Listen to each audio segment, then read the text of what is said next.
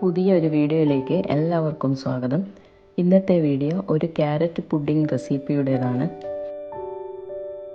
Carrot pudding ഉണ്ടാക്കാനായി ആദ്യം തന്നെ 2 വലിയ ക്യാരറ്റ് വേവിച്ച് കഷ്ണങ്ങളാക്കുക. ഒരു മിക്സിയുടെ ജാറിലേക്ക് ക്യാരറ്റ് കഷ്ണങ്ങളും 4 മുട്ടയും 1/4 കപ്പ് പഞ്ചസാരയും 1/4 കപ്പ് മിൽക്ക് പൗഡറും 1/2 ടീസ്പൂൺ ഏലക്കായ പൊടിച്ചതും ചേർത്ത് നല്ലതുപോലെ അരച്ചെടുക്കുക.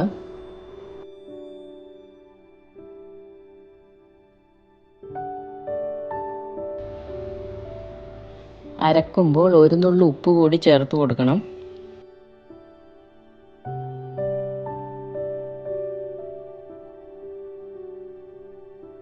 അരച്ചെടുത്ത ഈ മിക്സ് എണ്ണ തടവിയ ഒരു പാനിലേക്ക് ഒഴിച്ച് ചെറിയ തീയിൽ വേവിച്ചെടുക്കുക.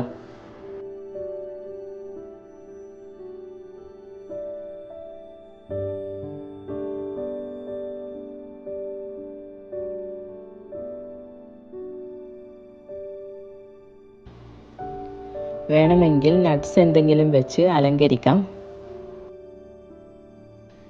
നല്ലതുപോലെ വെന്തതിന് ശേഷം കട്ട് ചെയ്ത് കഴിക്കാം.